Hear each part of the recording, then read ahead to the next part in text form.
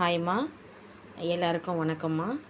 நம்ம சேனலில் வந்து பிகினர்ஸுக்கும் பேச்சுலர்ஸுக்கும், ஏன்னா அவங்க சமைக்கிறதுக்கு பிகினர்ஸ்னால் இப்போ ஸ்டார்டிங்கில் புதுசாக சமைக்க வந்திருக்கவங்க, நியூலி மேரிடாக இருக்கலாம், இல்லை அவங்க ஒரு ஒர்க் பண்ணுற இடத்துல தனியாக போய் சமைக்கக்கூடிய சூழல் வருவலாம்.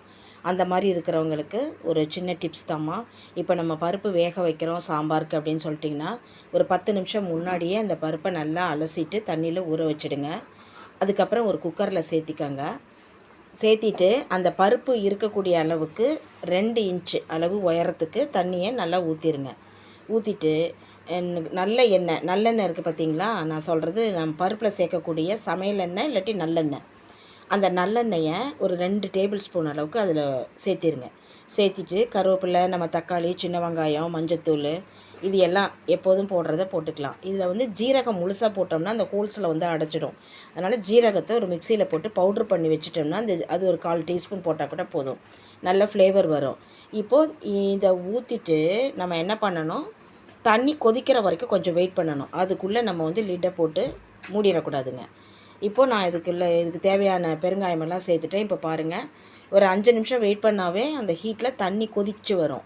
இப்போ பொங்காது, மேலே பொங்கி வராது. நீங்கள் அதுக்குள்ளேயே அவசரத்தில் நீங்கள் போட்டுட்டீங்க, இல்லை எண்ணெய் ஊற்றாமல் போட்டுட்டிங்கனாலும் பொங்கி மேலே வந்து அந்த வெயிட் இருக்கக்கூடிய இடத்து வழியாக வந்து இந்த வாசர்லலாம் லீக் ஆகி இண்டக்ஷன் அடுப்பையும் நினச்சிரும், அது வீணாக போயிடும் ரொம்ப சீக்கிரத்தில்.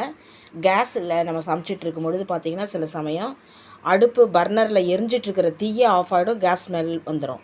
அதெல்லாம் தவிர்க்கணும் அப்படின்னா நீங்கள் ஒரு 10 நிமிஷம் முன்னாடி ஊற வச்சுட்டு அதை நீங்கள் குக்கரில் சேர்த்தி அந்த பருப்பு இருக்கிற மட்டத்துக்கு மேலே 2 இன்ச் அளவுக்கு தண்ணி வச்சா போதும். ஏன்னா ஊறிருக்கு, ரொம்ப சீக்கிரம் வெந்துடும்.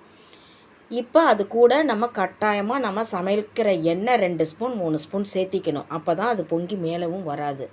நான் இப்போ பாருங்கள், இப்போ வெயிட்டு நம்மளுக்கு வந்து விசில் வந்துட்டுருக்கு, வந்து ஒரு 4 விசிலில் நம்மளுக்கு பருப்பு வெந்துடும்னு வச்சுக்கோங்களேன். இப்போ பாருங்கள், பொங்கி வழியில் அந்த லிட்டில் வரல, கீழே வழியலை, அடுப்பு வந்து வீணாகாது, கேஸில் சமைச்சாலுமே ஆகாது. இதை நீங்கள் ஃபாலோ பண்ணிங்கன்னா வந்து அடுப்பும் வீணாகாது, சமையல் பாத்திரமும் ரொம்ப அந்த மேலெல்லாம் லிட்டெல்லாம் எண்ணெய் அந்த இதெல்லாம் பருப்புனுடைய இதெல்லாம் வந்து பொங்கி கசிஞ்சு பிடிச்சி நிற்காது, கழுவுறதும் நமக்கு ஈஸி, ரொம்ப சீக்கிரமும் பருப்பு வெந்துடும். இப்போ பாருங்களேன், இதை வந்து இந்த மாதிரி நீங்கள் பயன்படுத்துனீங்கன்னா பருப்பு வேக வைக்கும் பொழுது நம்மளுக்கு எந்த சிரமமும் இல்லை. இப்போ பாருங்கள், நல்ல பூவாட்டம் வெந்திருக்கு. நம்ம அவசரமாக போய் நம்ம சமையலை 1 மணி நேரத்தில் முடிக்கிறதுக்கும் ஒரு 10 நிமிஷம் ஆறாமற போய் நம்ம முன்னாடியே நின்று நம்ம சமையலுக்கு ப்ரிப்பேர் பண்ணிட்டோம்னா சீக்கிரமாக சமைச்சிடலாம். இதான் இந்த டிப்ஸை நீங்கள் ஃபாலோ பண்ணிக்கோங்க. பிடிச்சிருந்தால் எல்லாருக்கும் ஷேர் பண்ணுங்கள், கமெண்ட் பண்ணுங்கள், நம்ம சேனலை சப்ஸ்கிரைப் பண்ணுங்கள். தேங்க்யூம்மா.